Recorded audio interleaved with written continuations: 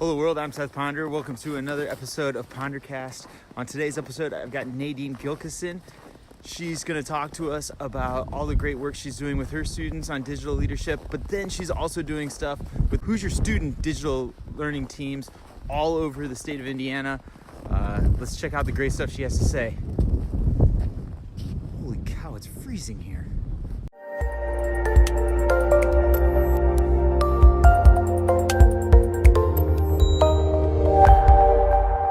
Hello world, thank you for watching this PonderCast. I've got what I feel is a very good friend of mine, but we've never actually really met in person. So I want everybody to say hello to Nadine Gilkison. Did I get that right? Yes, you did. All right, Nadine. So welcome, and please share with us what you do, where you're from. So I am the District Technology Integration Specialist for Franklin Township Schools. So it's on the southeast corner of Indianapolis. In addition to doing that, as kind of like a part-time gig, I'm also one of the innovation specialists for the Office of E-Learning. And I'm going to say this like at the end too, but you are amazing on social media. Your Hyperdocs are legendary. So if anybody wants to just pause right now and go find Nadine on Twitter, you will thank us later. So the more I can share, the better. I want to get to know you a little bit better because like I just said, I never really met you in person. And that's the beautiful thing about this social media. And right. What is your favorite color? My favorite color is green. All right. What was the last book that you read? Fish in a Tree. What's your favorite podcast? My favorite podcast would be the Google Teacher Tribe with Matt Miller. What is your favorite app that you've been using lately? So I've started playing around with the Memoji, like within the iPhone platform. I've been playing around with that actually quite a bit lately. And then congratulations on representing your area and your school at ISTE here this summer in Philly. What are you planning on talking about? So I'm going to be doing a topic that has to do with digital citizenship. I've been working with our media specialists and we've kind of revamped how we're doing digital citizenship in our district and focusing on the elementary side of it and taking picture books. And we're using Pear Deck to create some interactive read alouds with the picture books. And then also we've created Hyperdocs to piggyback. So after they do an interactive read aloud with the picture book, then they get to delve in deeper into that DigCit topic in a Hyperdoc. Okay, so Nadine is here to talk about what in Indiana we call the HSDL, the Hoosier Student Digital Leaders. Please let's talk about that.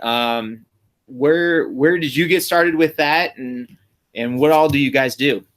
So actually just this year, I stepped into a position that Michelle Green used to have before she moved back to Oregon. Michelle did an outstanding job getting the Hoosier Student Digital Leaders started. And really what the program is designed to do is it's to help us create avenues for students to expand their technology leadership. That could be that a school district already has a student tech team, and we bring all the different tech teams together so that they can learn from each other. But really kind of what we're trying to expand upon is that it doesn't have to fit that mold. If you want to have an event in your district or in your region, we're trying to open it up and really kind of think outside the box for what different school districts want to do. So I created a little video, and there's also a form that maybe I can have you send out to have people sign up if they're interested.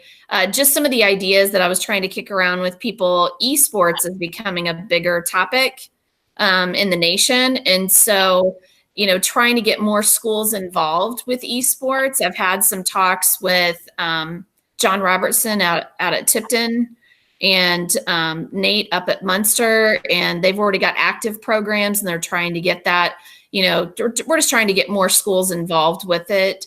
I've been trying to investigate some into the drone leagues as well, because those are becoming bigger.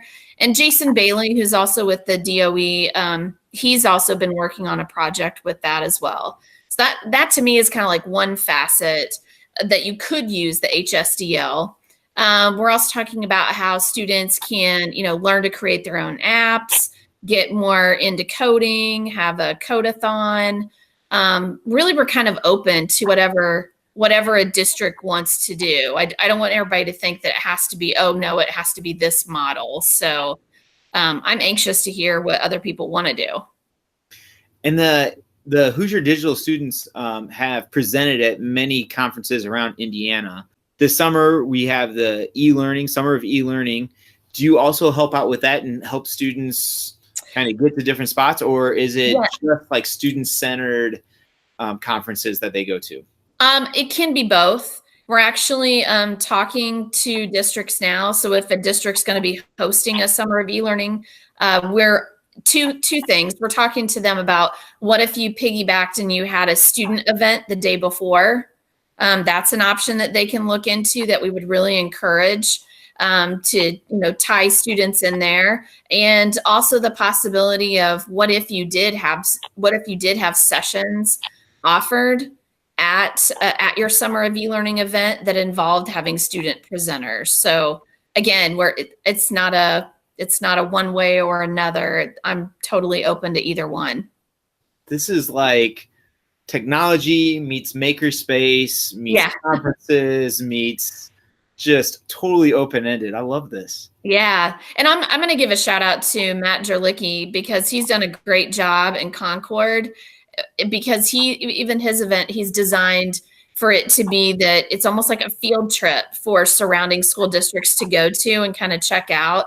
And he runs it like an ed camp that's completely run by students, which I think is really cool too. So again, just wanting to give props to everybody that's doing a great job. Yeah. So you mentioned Matt is up here on the north end of Indiana. Are there any student conferences in the Indianapolis area or even south? That's what we're working on right now, because in the past, HSDL was like, oh, let's do a fall and let's do one spring. Whereas now what we're trying to focus on are regional events. So I'm trying to reach out to people that are wanting to do it in different parts of the state. So I have some folks that have applied, and I'm just trying to work with them now. But if anybody hasn't filled out the application, it's not too late. We're saying until February 21st, they can fill out the form. I've even had a couple of districts that have contacted me and said, you know what, I don't think we're ready for this spring, but could we go ahead and throw our name in the hat for the fall so we can have longer to prepare? And that's fine too, just so we can get kind of a read on what people want to do and so on. Yeah, this is great. And if you don't mind, I'd love to share those links and down in the description below, and people can just easily click on those. And on a second note, I do know Chad Ledoux runs it's called Wabash Summit. Actually, you know what? I think it's the end of February this year. And a lot of student-centered, but also parents. Like last winter, I went down there and I presented a couple things, and I had half the class were students and half the class were parents. Nice. And so that was really cool. And so since this is so brand new, are we looking for sponsors with this, or? I would encourage people that I think that would be a great idea. Looking at how the state is trying to focus on, our STEM initiatives, I would highly encourage places to look out and, see what kind of sponsors and partnerships that you could have with businesses around your area. I think, showing that it's not that these things are in isolation, how these events can then branch into potentially a job for a student down the line, getting them to see the different options that they have. I think that would be great. I do encourage it. Yeah, that's a great idea. And then are you finding that many of these schools that you guys are talking to and working with do during the school like classes, independent studies, or is it a lot of after school clubs that you guys are working with? It's really a mix of both. I think I have some folks that are kind of apprehensive. They're like, well, we don't have a full-fledged tech team, so does that mean that we can't host an event? And that's where we're trying to rethink it, because I think before it was always, no, you must have a tech team. And now we're kind of opening the doors and saying, maybe you don't have an after school club. Maybe you have certain classes that you want to attend. Maybe you have a group of students and you're thinking about starting a club. And so maybe you want to bring some students, that could potentially want to do something like that. So it's not really locked into that it has to be an after school or a before school group. And obviously it's a little bit easier. A lot of people think technology in these groups and students teaching teachers and other teachers as like upper age and high school. Yeah. But I mean, I think it'd be amazing for elementary kids because they do Genius Hour and Right. And middle school. Have you guys seen any collaborations with with the littles?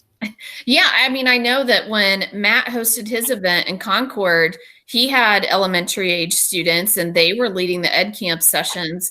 And actually in my district, it wasn't a HSDL event, but we had a staff Ed Camp that we have every June. And I had my CyberFlashes come and they led half of the sessions. And the teachers, I could just see their jaws dropping as the kids are all walking around, trying to help them and teach them how to do different things. And it was really good. And all of those kids were elementary age. Okay, so what is CyberFlashes? So CyberFlashes is really the student tech team that I started last year in our district.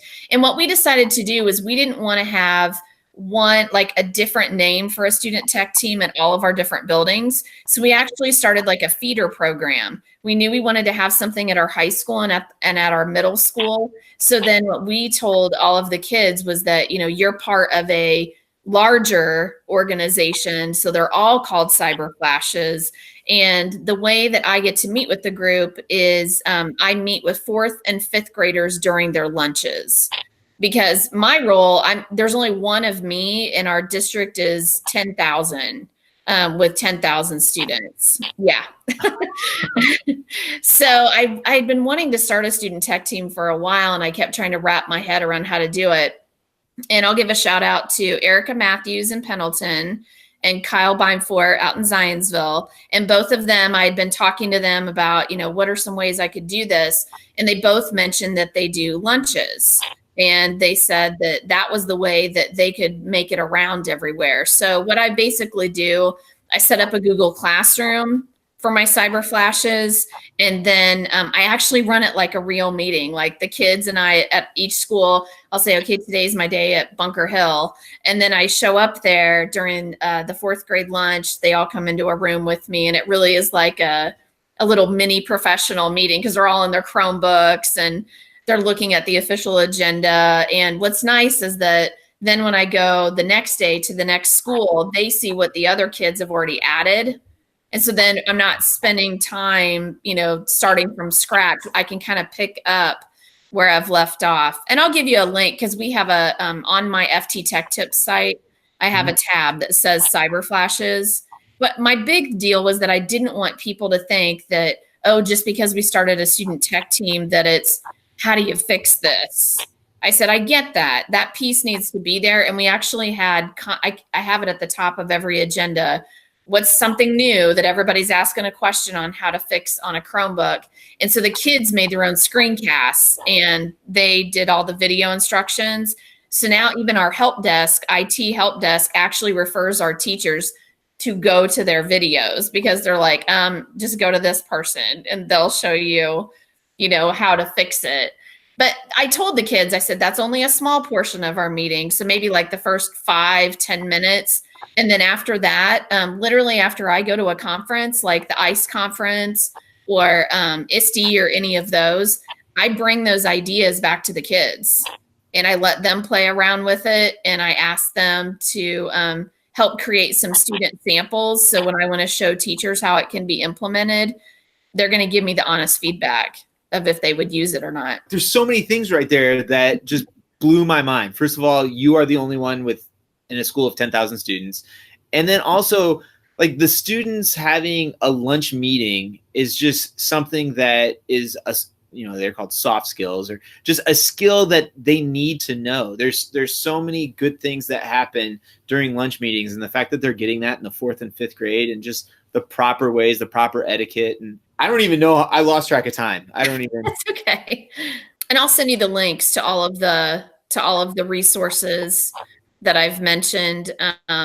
And I can even put in there the link to the Hyperdocs that I have. Like, I have a document that has all the ones that I've made. Like all of them? Because I've seen every time I go on Twitter, you're like posting something else. I try to update it. It should be. I'm trying to get more people to see how to do it. And, whenever we were talking about how I'm only one for my district, if you didn't notice, over on the side for the Hyperdocs, there'll be a video of me. And so that's the only way I can clone myself, because everybody's like, you can't be everywhere. So I record a video of myself telling people how to use it.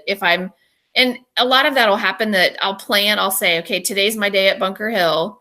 In addition to having lunches with the kids, I will say, I'm coming out to 2nd grade and 4th grade today. 2 of your teachers can sign up for PD with me, and I'll do a model lesson. So then I ask them, I'm coming in a week, what's on your curriculum map?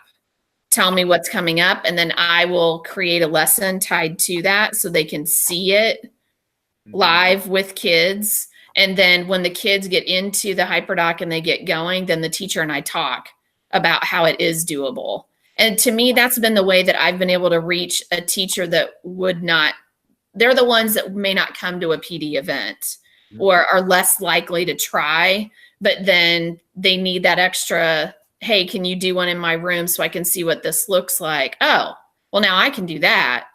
And I'm like, okay. So that's where I've been able to make so many gains in our elementary. And I'm working with secondary a lot, because I've only taught elementary. So I lean on them and saying, here's some great ideas, and you guys can tell me how we can work together. Yeah. So in your school corporation, you mentioned 10,000 students. How many schools is that? Is it one high school and then? 1 high school, 7 elementaries, and 2 middle. We have a gigantic high school. And then you just rotate around all of them? Yeah. So what I do, I'm based out of our central office. Mondays now are like my office day. Now what's funny is every semester I send out to the principals available dates, because I'll plug in when I'm going to conferences and things.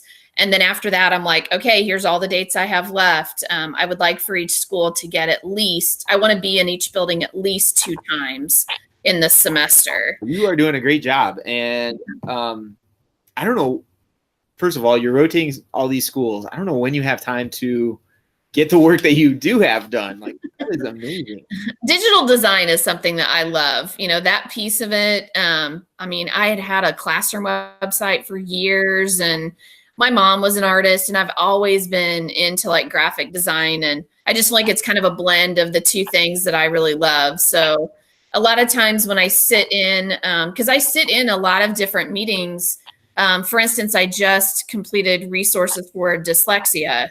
And 2 of my own kids have dyslexia, but a lot of people were saying, oh, this new law is coming out. We need resources. We need help with it. And my brain, when I sit in those meetings, I just instantly start thinking of how could technology support and enhance, and how could I compile all of these things to help out. So even if it's a secondary teacher and I've never taught the class, when they tell me what they teach, I don't know. That's just how I kind of take it all in. And then it's I have to get it out. It starts going in my brain, and then I've got to start piecing it all together.